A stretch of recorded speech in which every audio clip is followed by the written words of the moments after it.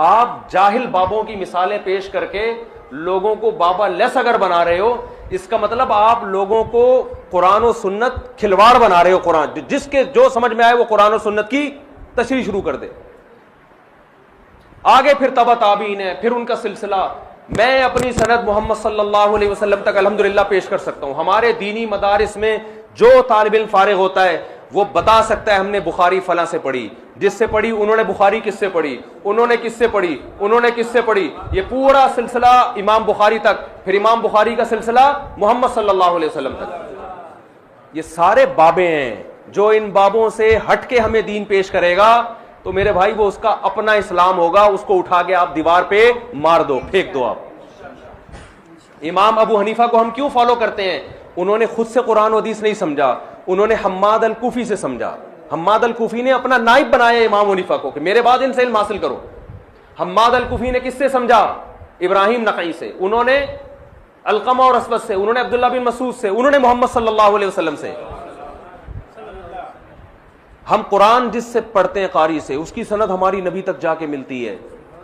ہم حدیث جس سے پڑھتے ہیں، ہم فقہ جو پڑھتے ہیں فقہ، اس میں ہماری سند عبداللہ بن مسعود سے ملتی ہے. فقہ نام ہے قرآن و سنت سے مسائل نکالنے کا. میں نے جس استاد سے فقہ پڑھا ہے میں ان کی سند پیش کر سکتا ہوں. انہوں نے کس سے پڑھا؟ یہ سلسلہ جا کے ابو حنیفہ تک جائے گا، وہاں سے جائے گا عبداللہ بن مسعود تک، اور پھر کہاں تک؟ محمد صلی اللہ علیہ وسلم. جتنے گمراہ لوگ ہیں نا آپ کو قرآن و سنت پیش کر رہے ہیں، ان سے آپ سلسلہ پوچھو کہ تم اپنا سلسلہ محمد صلی اللہ علیہ وسلم تک پہنچاؤ. الٹے لٹک جائیں گے دو چار سے، وہ ڈائریکٹ امام بخاری تک پہنچ جائیں گے. کہہ رہے میرے بابے کون ہے؟ امام بخاری. یہ ایسا ہی ہے جیسے آپ کو کسی کے باپ کا نہ پتہ چل رہا ہو، آپ کہیں یار آپ کے والد صاحب کا کبھی سنا ہی نہیں کوئی تذکرہ، چلو قبر ہی دکھا دو. وہ کہے میرے والد محترم حضرت نوح علیہ السلام، کیونکہ وہ تو سب کے باپ ہیں. ابے تو نوح سے ڈائریکٹ کیسے پیدا ہو گیا بھائی تو؟ نوح علیہ السلام سے پہلے حام پیدا ہوا، یافس اور حام سام یافس تھے نا نوح علیہ السلام کے 3 بیٹے، پھر ان کے بیٹے. چلو اتنا اونچا کا نسب یاد نہیں ہوتا، 2-4 پشتوں تک تو یاد ہوتا ہے نا. ابے کچھ نہیں تو اپنے ابا کا نام ہی بتا دے. دادا ہم خود ہی تلاش کر لیں گے نادرا والوں سے رابطہ کر کے. کوئی بابا نہیں ہے، میں نے خود سے علم حاصل کیا ہے بھائی. اس کا مطلب وہ تو شکر ہے جہلم میں سامنے نہیں آیا، حقیقت بتا رہا ہوں. اور ابھی دیکھو کیسے 2-2 گھنٹے کے فالتو قسم کے کلپ. آپ ٹو دا پوائنٹ بات کیوں نہیں کرتے میرے بھائی؟ آپ بتا دیتے میں 48 گھنٹے میں کیوں نہیں آئے. بات 5 منٹ میں بھی بتائی جا سکتی ہے نا. اتنا طول دیا جا رہا ہے کہ جہاز سے نہیں آئے تھے تو جہاز سے آئے تھے تو پیدل نہیں آئے. یعنی انجینئر صاحب سے بحث کرنے کے لیے چند شرطیں ہیں اسلام میں، بخاری میں لکھی ہوئی ہیں. نمبر 1، انجینئر صاحب سے بحث کے لیے ضروری ہے کہ آپ کے ملین سبسکرائبر ہوں گے، ورنہ آپ بات نہیں کریں گے. دوسری شرط یہ کہ آپ کے ساتھ امام کعبہ اور مفتی تقی عثمانی صاحب آئیں گے. یعنی کتنا بڑا اپنے آپ کو ایک آدمی فنٹر سمجھ رہا ہے. تیسری شرط اسلام میں یہ ہے کہ انجینئر صاحب سے اگر آپ بات چیت کے لیے آئیں گے تو بائی ایئر آنے کی آپ کو اجازت نہیں ہے. آپ 22 گھنٹے کا 20 گھنٹے کا سچی مچی کا سفر کر کے آئیں گے. آپ راکٹ میں آنے کی تو بالکل اجازت نہیں ہے. جہاز میں نہیں تو راکٹ میں تو بہت جلدی پہنچ جاتا ہے آدمی. چوتھی شرط یہ ہے کہ آپ کو جہلم اور کراچی کا فاصلہ بتانے کی بھی اجازت نہیں. اور اگر آپ نے جہلم اور کراچی کا فاصلہ بتایا تو گھنٹوں میں بتانے کی اجازت نہیں ہے، کلومیٹر بتائیں آپ. میں نے غلطی سے بول دیا نا 20 اور 22 گھنٹے، وہ میرے گلے پڑ گیا کہ بھائی جہاز سے تو 2 گھنٹے کا ہے. تو بھائی جہاز سے تھوڑی بتا رہا ہوں میں، جہاز سے تو دبئی بھی 2 گھنٹے کا ہے یار. جب ملک کے اندر 2 شہروں کے فاصلے بیان کیے جاتے ہیں تو ٹرین اور بس کا بیان کیا جاتا ہے، جہازوں کا نہیں بیان کیا جاتا. لیکن آپ سے بات چیت کے لیے شرط یہ کہ آئندہ کبھی کوئی جہلم جائے تو فاصلہ بتانے کی اس کو اجازت نہیں ہے، اور بتائے تو کلومیٹر میں بتائے. وہ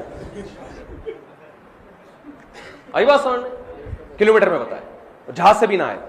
5ویں شرط اسلام میں انجینئر علی مرزا سے بات چیت کے لیے جو اسلام میں شرط ہے، کیونکہ وہ ہر بات قرآن و سنت کے مطابق کرتے ہیں نا، شرط یہ کہ کتابوں کا بورا آپ کو لانے کی اجازت نہیں ہے. آپ کو کتابوں کا بورا، کیونکہ اس پہ بھی انہوں نے مذاق اڑایا، کتابوں کا بورا کیوں لے کر آئے بھائی؟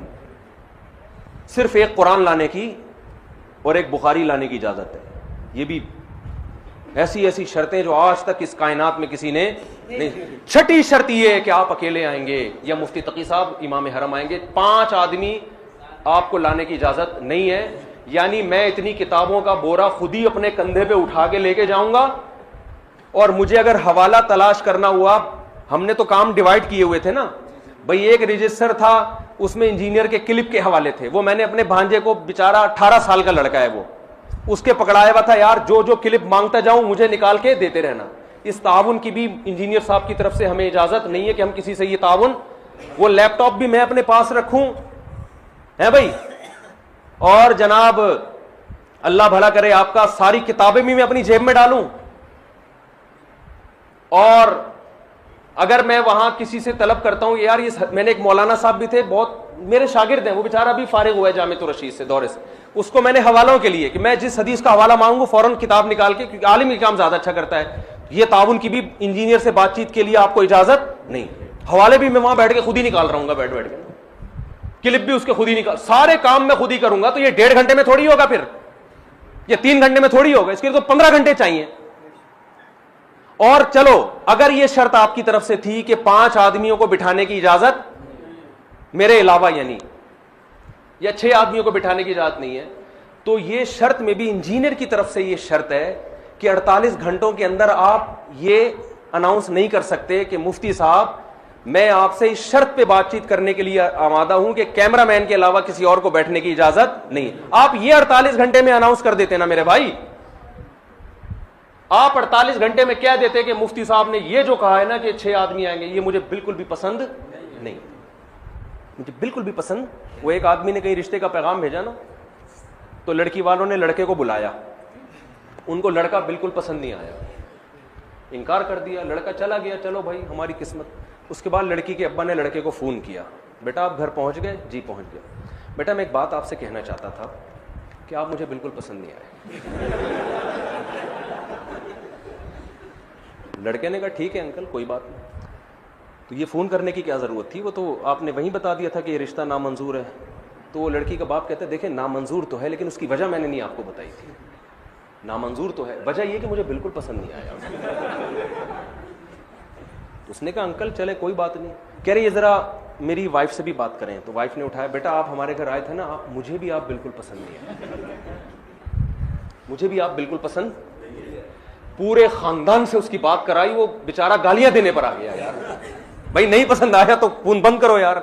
تو انجینئر صاحب کو اگر یہ بالکل بھی پسند نہیں تھا کہ میرے ساتھ کیمرہ مین کے علاوہ کوئی اور آدمی آئے, تو ابے بھائی میں نے 48 گھنٹے کا آپ کو ٹائم دیا تھا, آپ 48 آورز میں اتنا سا کلپ ریکارڈ کروا دیتے کہ مفتی صاحب مجھے یہ بالکل پسند نہیں ہے کہ کتابیں اٹھانے کے لیے بھی کوئی آپ کے ساتھ. تو آپ کو کیا جا رہا تھا بھائی, 48 آورز کا تو ہم نے یہ ٹائم تھوڑی دیا تھا کہ آپ بات کریں, ریپلائی کریں پازیٹیو کہ آپ آمادہ ہیں. وہ شرطیں تو ہوتی رہیں گی طے بیٹھ کے, لیکن انجینئر صاحب سے آئندہ بات چیت کے لیے اسلام یہ کہتا ہے انجینئر صاحب کی تحقیق کے مطابق کہ کوئی ایسا کام آپ نے بالکل بھی نہیں کرنا جو انجینئر صاحب کو بالکل بھی پسند نہ ہو. اچھا, چھٹی بات, انجینئر صاحب سے بات چیت کے لیے اسلام نے جو شرط لگائی ہے قرآن و سنت کی روشنی میں,